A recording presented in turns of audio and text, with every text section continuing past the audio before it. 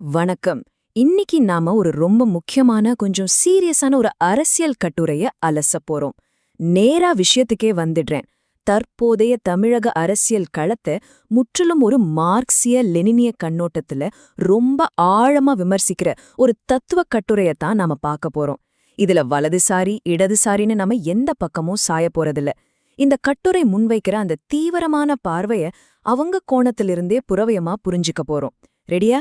ஏன்னா இது வழக்கமா யார் ஜெயிப்பாங்கன்னு கணிக்கிற விஷயம் இல்ல, இந்த மொத்த சிஸ்டமத்தையே கேள்வி கேட்கிற ஒரு பார்வை. இந்த கட்டுரையின் ஆரம்பமே ரொம்ப ஸ்ட்ராங்கா இருக்குங்க. யார் ஜெயிச்சாலும் தோக்க போறது உழைக்கும் மக்கள் தான் அப்படின்னு சொல்றாங்க. எவ்வளவு ஆழமான அதே சமயம் அதிரியான ஒரு ஸ்டேட்மெண்ட் இல்லையா? நீங்க கடைசியா ஓட்டு போட போன அந்த நாளை கொஞ்சம் யோசிச்சு பாருங்க. எந்த கட்சி ஜெயிச்சாலும் இந்த தற்போதைய தேர்தல் முறை அப்படிங்கறதே உழைக்கும் வர்க்கத்துக்கு விரிக்கப்பட்ட ஒரு வலைதான் அப்படிங்கிறது தான் கட்டுரையாளரோட அடிப்படை வாதம். அதாவது தேர்தல் திருவிழால எந்த கட்சி ஜெயிக்க போகுதுன்னு நாம காத்துக்கிட்டு இருக்கிற இந்த நேரத்துல ஒட்டுமொத்த தேர்தல் முறையுமே ஒரு மாயேன்னு ஆசிரியர் சொல்றாரு. அது ஏன்? இததான் நம்ம விரிவா பார்க்க போறோம். இந்த கட்டுரையில 5 முக்கியமான விஷயங்களை ஆத்தர் பேசுறாரு. முதல்ல இந்த தேர்தல் மாயைனா என்ன, அப்புறம் அரசியல்ல எப்படி அபினி வேலை செய்யுது, மூணாவதா புது கட்சிகளை பத்தின லெனினிய பார்வை, நாலாவதா பிரதான இடதுசாரிகள் மேல வைக்கப்படுற விமர்சனம், கடைசியா அவங்க சொல்ற மாற்றுத் தீர்வான கம்யூன். இந்த தத்துவ பயணத்தை தொடங்குவோமா? முதல்ல இந்த தேர்தல் மாயை, இலவசங்கள் அப்புறம் போலி தேர்வுகள் பத்தி பாப்போம். திமுக, அதிமுக அப்புறம் புதுசா வந்திருக்கிற தவக, இப்படி எல்லா கட்சிகளுக்கும் ஆட்சிய கைப்பற்றுவது மட்டுமே நோக்கம்னு கட்டுரை வாதிடுது. இதுக்காக அவங்க பயன்படுத்துற ஆயுதங்கள் தான் இந்த வாக்குறுதிகளும் இலவசங்களும். இன்னைக்கு தேர்தல் பிரச்சாரங்கள்லாம் எப்படி மாறிடுச்சுன்னு கவனிச்சிருக்கீங்களா? பிரதமர் மோடி உள்ளாட்சி தேர்தல்களுக்கு கூட வீதிக்கு வந்து பிரச்சாரம் பண்ற ஒரு கலாச்சாரத்தை உருவாக்கியிருக்காரு. இன்னொரு பக்கம் மாநில கட்சிகள் போட்டி போட்டுக்கிட்டு இலவசங்களை அறிவிக்கிறாங்க. இதுக்கு உண்மையான நோக்கம் என்ன தெரியுமா? உழைக்கும் மக்கள் தங்களோட உண்மையான வாழ்வாதார பிரச்சனைகளை, அதாவது வேலைவாய்ப்பு, கல்வி, மருத்துவம்னு கேள்வி கேட்டுறக்கூடாதுங்கிறது தான். மக்களை சிந்திக்க விடாம அவங்கள வெறும் ஓட்டு போடுற மிஷினா மட்டுமே சுருக்கிற தந்திரம் இதுன்னு கட்டுரையாளர் சொல்றாரு. சரி, இந்த தந்திரத்தை ஆளும் வர்க்கம் எப்படி இவ்ளோ சக்சஸ்ஃபுல்லா பண்றாங்க? எப்படி மக்கள் தொடர்ந்து ஏமாறுறாங்க? இங்கதான் கட்டுரை ரொம்ப சுவாரஸ்யமான ஆனா ரொம்ப கூர்மையான ஒரு வார்த்தையை பயன்படுத்துது. அபிநயாக மாறும் அரசியல். குறிப்பா சினிமாவும் ஆன்மீகமும் எப்படி இதுக்கு பயன்படுதுன்னு பாப்போம். இந்த அரசியல் அப்பினி அப்படின்னா என்ன? கால் மார்க்ஸ் மதம் மக்களுக்கு அப்பினின்னு சொன்னது உங்களுக்கு தெரிஞ்சிருக்கும். அதையே இப்போதைய தமிழக சூழலுக்கு ஏத்த மாதிரி அப்டேட் பண்ணி சினிமா கவர்ச்சியும் ஆன்மீகமும் தான் மக்களை ஒருவித மயக்கத்துல வச்சிருக்குன்னு கட்டுரை சொல்லுது. குறிப்பா நடிகர் விஜயோட அரசியல் என்ட்ரிய, அதாவது தமிழக வெற்றி கழகத்தோட வருகைய இந்த லென்ஸ்ல தான் ஆத்தர் பாக்குறாரு. உண்மையான வர்க்க போராட்டங்களை மழுங்கடிச்சு திரை கவர்ச்சி மூலமா மக்களை திசை திருப்ப ஆளும் வர்க்கம் பயன்படுத்துற இன்னொரு டூல் தான் இதுன்னு அவங்க சொல்றாங்க. இதுல சாராம்சம் எதுவுமே இல்ல, வெறும் பிம்பங்களின் அரசியல் தான்னு அவங்களோட வாதம். இப்போ நாம இந்த கட்டுரையின் ரொம்ப ஆழமான ஒரு தத்துவத்துவார மையத்துக்கு போறோம். தமிழகத்துல புதுசா வந்திருக்கிற கட்சிகளை லெனின் எழுதின எது செய்ய வேண்டும் அப்படிங்கிற ஒரு வரலாற்று சிறப்புமிக்க புக்கோட அடிப்படையில ஆசிரியர் பகுப்பாய்வு செய்றாரு. இது நிஜமாவே ஒரு இன்ட்ரெஸ்டிங்கான ஒப்பீடு. லெனினோட தற்காலிக அதிருப்தி அப்படிங்கிற கான்செப்ட இங்க நம்ம ஊர் அரசியலோட பொருத்தி பார்க்கலாம். இன்னைக்கு இளைஞர்கள் கூட்டமா சீமான் அல்லது விஜய் மாதிரியான புது தலைவர்கள் பின்னாடி போறதுக்கு காரணம் திடீர்னு அவங்களுக்கு ஒரு அரசியல் தெளிவு வந்துருச்சுன்னு அர்த்தம் கிடையாதான். ரொம்ப காலமா ஆட்சியில இருக்கிற திராவிட கட்சிகள் மேல உள்ள சலிப்பும் கோவமும் தான் இதுக்கு காரணம். இவங்க வேணா, புதுசா யாராவது வரட்டும் அப்படிங்கிற இந்த மனநிலையை தான் லெனின் தற்காலிக அதிருப்தியின் வெளிப்பாடுன்னு சொல்றாரு.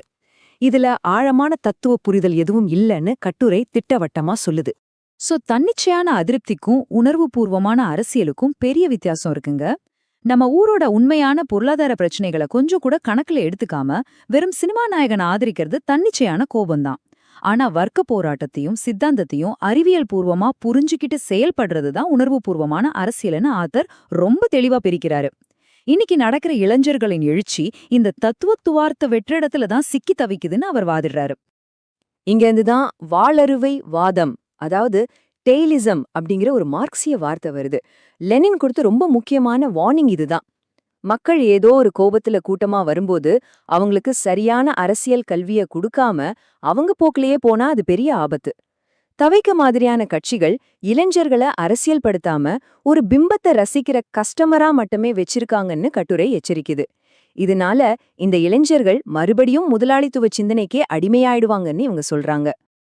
அடுத்ததா பிரதான இடதுசாரிகள் மீதான விமர்சனம். இது ஒரு இன்டர்னல் அட்டாக்னே சொல்லலாம்.